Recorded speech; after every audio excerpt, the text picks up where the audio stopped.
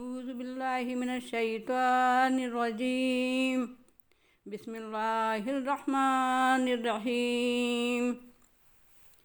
وإذ قال الله يا عيسى ابن مريم أأنت قلت للناس اتخذوني وأمي إلهين من دون الله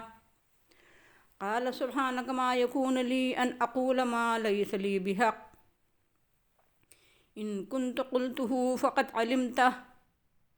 تعلم ما في نفسي ولا أعلم ما في نفسك إنك أنت علام الغيوب ما قلت لهم إلا ما أمرتني به أن اعبدوا الله ربي وربكم وكنت عليهم شهيدا ما دمت فيهم فلما توفيتني كنت أنت الرقيب عليهم وأنت على كل شيء شهيد إن تعذبهم فإنهم عبادك وإن تغفر لهم فإنك أنت العزيز الحكيم قال الله هذا يوم ينفع الصادقين صدقهم لهم جنات تجري من تحتها الأنهار خالدين فيها أبدا رضي الله عنهم ورضوا عنه ذلك الفوز العظيم للہ ملک السماوات والارض وما فیہن وہو علی کل شیء قدیر۔ اور جب اللہ کہے گا اے مریم کے بیٹے عیسیٰ، کیا تم نے لوگوں سے کہا تھا کہ مجھے اور میری ماں کو معبود بنا لو اللہ کے علاوہ؟ وہ کہیں گے تو پاک ہے، مجھے بھلا کیا مجال کہ میں وہ بات کہوں جس کا مجھے کوئی حق نہیں۔ اگر میں نے یہ بات کہی ہوتی تو تجھے اس کا علم ہوتا، کیونکہ تو جانتا ہے جو کچھ میرے نفس میں ہوتا ہے اور میں نہیں جانتا ہوں جو کچھ تیرے نفس میں ہوتا ہے۔ یقیناً تو تمام غیبی امور یعنی چھپی باتیں اور چیزیں جاننے والا ہے۔ میں نے ان سے وہی بات کہی تھی جس کا تو نے مجھے حکم دیا تھا کہ اللہ کی عبادت کرو جو میرا اور تمہارا رب ہے، اور میں ان پر نگراں تھا جب تک ان میں تھا، تو جب تو نے مجھے قبض کر لیا، ان میں رہنے کی میری مدت کو پورا کر دیا، تو پھر تو ہی ان کا نگراں تھا، اور تو ہر چیز پر نگراں اور گواہ ہے۔ اگر تو ان کو عذاب دے تو وہ تیرے بندے ہیں، اور اگر تو ان کو معاف کر دے تو یقیناً تو غالب حکمت والا ہے۔ اللہ کہے گا یہ دن ہے جس میں سچوں کو ان کی سچائی نفع پہنچائے گی۔ ان کے لیے جنتیں ہیں جن کے نیچے نہریں بہتی ہیں، ان میں وہ ہمیشہ ہمیشہ رہیں گے۔ اللہ ان سے راضی ہو گیا، وہ اللہ سے راضی ہو گئے۔ یہ عظیم کامیابی ہے۔ اللہ ہی کے لیے ہے بادشاہی آسمانوں اور زمین کی اور جو کچھ ان کے اندر ہے، اور وہ ہر چیز پر قادر ہے۔ یہ سورہ المائدہ کا 16واں اور آخری رکوع ہے جس کا آزاد ترجمہ پیش کیا گیا۔ اس رکوع کو سمجھنے کے لیے تو پہلی جو بات سامنے رکھنا چاہیے وہ یہ ہے کہ آخرت میں ہونے والے اللہ تعالیٰ کے سوال اور عیسیٰ علیہ السلام کے جواب کے متعلق حضرت محمد صلی اللہ علیہ وسلم سے کہا گیا کہ اس واقعے کو لوگوں کے سامنے بیان کر دیں تاکہ عیسائیوں کی گمراہی اور شرک کی ضلالت کی تردید عیسیٰ علیہ السلام ہی کے جواب کے ذریعے لوگوں کے سامنے آ جائے، اور لوگوں کو معلوم ہو جائے کہ عیسائیت اور اس کی مشرکانہ تعلیم، کفارہ، تثلیث اور اللہ کے نبی اور نبی کے ماں کو معبود بنانا جیسے غیر اسلامی نظریات اور اعمال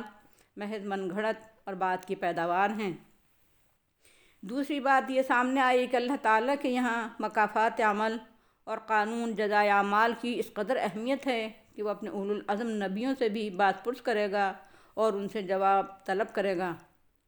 تیسری بات یہ معلوم ہو رہی ہے کہ غیر اللہ کو معبود، مطاع اور لائق پرستش سمجھنا تمام انبیاء کی تعلیم کے خلاف ہے، عیسیٰ علیہ السلام کی تعلیم کے خلاف ہے۔ چوتھی بات عیسیٰ علیہ السلام کے جواب کے انداز و تمہیدی الفاظ سے یہ معلوم ہو رہی ہے کہ حضرت عیسیٰ علیہ السلام نے اس بات کو انتہائی غلط جانا اور قبیح سمجھا، اور وہ خوف خدا سے گھبراہٹ میں مبتلا ہو گئے۔ اسی لیے تو انہوں نے فوراً عرض کیا اے اللہ، میں تیری پاکی بیان کرتا ہوں اور تجھے بے عیب سمجھتا ہوں جیسا کہ تو واقعی بے عیب ہے، اور یہ تیرے لیے بڑی عیب کی بات ہوگی کہ کسی کو تیرے ساتھ شریک ٹھہراؤں۔ بھلا یہ بات میں اپنے منہ سے کیسے نکال سکتا تھا کہ لوگوں مجھے اور میری ماں کو معبود ٹھہرا لو؟ اس کا نہ مجھے حق تھا نہ اس کی مجھے مجال تھی، اور نہ یہ میرے لیے روا تھا۔ پانچویں بات یہ ہے کہ محض عیسائیوں کی تردید کے لیے، ان کو چپ کرنے کے لیے، ان کی توبیخ اور زجر کے لیے عیسیٰ علیہ السلام سے ظاہری طور پر سوال کر کے اور ان سے جواب دلوا کر محض ڈرامہ نہیں کرایا جائے گا، بلکہ واقعتاً ان سے جواب طلب ہوگا۔ اس لیے وہ پہلے اللہ کی تسبیح کرتے ہیں، پھر ایسی بات کہنے سے بڑی سرعت کے ساتھ، بڑا اہتمام کے ساتھ اور ایک طرح کے استعجاب اور حیرت کے اظہار کے ساتھ اپنی برات کرتے ہیں کہ میں تیری مخلوق، تیرا بندہ اور تیرا نبی اور رسول ہوتے ہوئے ایسی بے عقلی کی گمراہ کن بات کیسے کہہ سکتا تھا، اور پھر اللہ ہی کو گواہ ٹھہراتے ہیں کہ الہ العالمین، ایسی بے سر و پا بات، ایسی گمراہ کن بات، ایسی احمقانہ بات، ایسی تمرد و سرکشی کی بات اگر میں کہتا تو اللہ تیرے علم میں تو ضرور ہوتا کہ کوئی بات میں نے کہی ہے، اور جب تیرے علم میں نہیں ہے تو میرے نام لیواؤں کا مجھ پر اتہام ہے، بے جا الزام ہے۔ اے میرے خدا، میں بے قصور ہوں، میری بے قصوری کا تجھے علم ہے۔ چھٹی بات یہ معلوم ہو رہی ہے کہ عیسیٰ علیہ السلام اللہ سے عرض کریں گے کہ الہ العالمین، یہ بے سر و پا بات، یہ گمراہ کن مشرکانہ بات میرے وہم و خیال میں بھی نہیں تھی، میرے دل اور نفس کے کسی بعید ترین گوشے میں بھی نہیں تھی، میرے باطن اور وجدان میں بھی نہیں تھی، کیونکہ میرے حاشیہ خیال میں بھی اگر یہ بات ہوتی تو اے خدا، تو میرے نفس کا حال بھی جانتا ہے، تجھے اس کا علم ضرور ہوتا، اور میں بندہ بیچارہ تیرے نفس اور دل کی بات ہرگز نہیں جان سکتا، کیونکہ تو ہی خدا ہے اور تیری لازوال طاقتوں، قوتوں، قدرتوں اور حکمتوں اور صفات کا پورا پورا ادراک تو درکنار ان کا ہلکا ہی سا صحیح تصور بھی ان کی کنہ اور حقیقت کے اعتبار سے میں نہیں کر سکتا۔ میرے آقا، تو کائنات اور انسان کے متعلق اور خود اپنے اس حقیر اور ناچیز بندے کے متعلق تمام غیبی حقائق کو بخوب جانتا ہے، اس لیے میری بے قصوری کا تجھے بخوبی علم ہے۔ ساتویں بات یہ ہے کہ عیسیٰ علیہ السلام صرف اپنے اوپر الزام دور کرنے پر اکتفا نہیں کریں گے، بلکہ مثبت طور پر موصوف نے لوگوں کو جو دعوت پیش کی تھی اسے بھی بیان کریں گے، اور اس کی وضاحت کے ساتھ کہ میں نے انہیں امور اور انہی سچی باتوں کو لوگوں کے سامنے اپنے قول و عمل سے پیش کیا تھا جن کا حکم تو نے مجھے دیا تھا۔ آقا، میں آپ کا بندہ اور غلام اور آپ کے حکم کا تابع دار، آپ کے احکام اور ہدایات ہی کو آپ کے بندوں تک پہنچاتا رہا۔ مثلاً میں نے ان سے کہا، لوگو، اللہ کی عبادت کرو، اللہ کی اطاعت کرو، اللہ کی پوجا پرستش کرو، اللہ ہی کے بندے اور غلام بن کر رہو، اور میں نے ساتھ ہی اس کی علت اور وجہ بھی بیان کی کہ اللہ چونکہ میرا اور تمہارا دونوں کا بلکہ سب کا رب ہے، خالق ہے، مالک ہے، حاکم ہے، رازق ہے، پالنہار اور پروردگار ہے، آقا اور مالک ہے، مربی اور محافظ ہے، ہماری سب کی ضرورتیں پوری کرنے والا ہے، اسی لیے صرف اس کی عبادت، اطاعت، پوجا اور بندگی کرو، دوسرا کوئی ایسا نہیں ہے، اس لیے کسی دوسرے کو معبود اور مطاع اور بندگی کا مستحق سمجھنا اور کہنا کیسے روا ہو سکتا ہے۔ عیسیٰ علیہ السلام مزید وضاحت فرمائیں گے، اے الہ العالمین، میرے بعد میری امت نے کیا گل کھلائے، کیا عقیدے گڑھے، کیا فلسفے تراشے اور توحید کو چھوڑ کر تثلیث کے جال میں پھنس گئے۔ کفارہ کا عقیدہ، ابن اللہ کا عقیدہ، روح القدس کی حیثیت سے جبرائیل کو اور مادر خدا کی حیثیت سے میری ماں کو اور ابن اللہ کی حیثیت سے مجھے خدا کا شریک ٹھہرانا، اور دوسری فکری اور عملی گمراہیاں جو کچھ انہوں نے اختیار کیں، مجھے ان کا کچھ علم نہیں ہے۔ مجھے تو صرف اس دور کی کچھ باتیں معلوم ہیں جب میں ان میں تھا، اور جب تو نے مجھے اٹھا لیا، اپنے پاس بلا لیا، تو پھر تو ہی ان پر نگراں، محافظ اور گواہ تھا۔ آٹھویں بات یہ معلوم ہوئی کہ توحید باری تعالیٰ اور صفات باری تعالیٰ کے متعلق عیسیٰ علیہ السلام کی تعلیم بھی وہی تھی جو تمام انبیاء علیہ السلام کی تھی اور محمد رسول اللہ صلی اللہ علیہ وسلم کی ہے۔ نویں بات یہ معلوم ہو رہی ہے کہ اللہ نے نبی حضرت عیسیٰ علیہ السلام آخرت میں بھی اپنی امت پر انتہائی شفقت کا ثبوت پیش کریں گے۔ واقعہ یہ ہے کہ اللہ کا ہر نبی اللہ کے بندوں کا انتہائی خیر خواہ اور اپنی امت پر انتہائی شفیق ہوتا ہے۔ وہ عرض کریں گے، الہ العالمین، اگر تو ان کو جنہوں نے اغوائے شیطانی کی وجہ سے، جنہوں نے نفسانی شرارت کی وجہ سے، جنہوں نے جہالت کی وجہ سے، جنہوں نے تقلید آباء کی وجہ سے، جنہوں نے خوف خدا اور خیال آخرت سے بے نیاز و غافل ہونے کی وجہ سے، یا جنہوں نے دنیا میں لت پت ہونے کی وجہ سے مجھے اور میری ماں کو معبود بنا لیا تھا اور دیگر گمراہیوں میں مبتلا ہو گئے تھے، اگر تو ان کو سزا دے، عذاب دے، تو مجھے اختیار ہے، وہ تیرے بندے ہیں، تو تجھے اختیار ہے، وہ تیرے بندے ہیں، کوئی تیرا ہاتھ پکڑنے والا نہیں ہے، تیرے فیصلوں پر کوئی قدغن لگانے والا نہیں ہے۔ اور دوسری بات یہ معلوم ہوئی، وہ کہیں گے خدا اگر تو انہیں عذاب دے گا تب بھی تو عزیز ہے، سب پر غالب ہے، تیرا فیصلہ نافذ ہو کر رہے گا، اور تو ساتھ ساتھ حکیم بھی ہے، تیری حکمت کا جو تقاضا ہوگا تو وہی کرے گا۔ 11ویں بات یہ سامنے آ رہی ہے کہ اللہ تعالیٰ خود ارشاد فرمائے گا، اور آج جو قرآن کے ذریعے اعلان کر رہا ہے، یہ ہے وہ دن جس میں عیسیٰ علیہ السلام جیسے اولو العزم نبی سے جواب طلب ہوگا۔ اس دن سچوں کو ان کا سچ فائدہ پہنچائے گا۔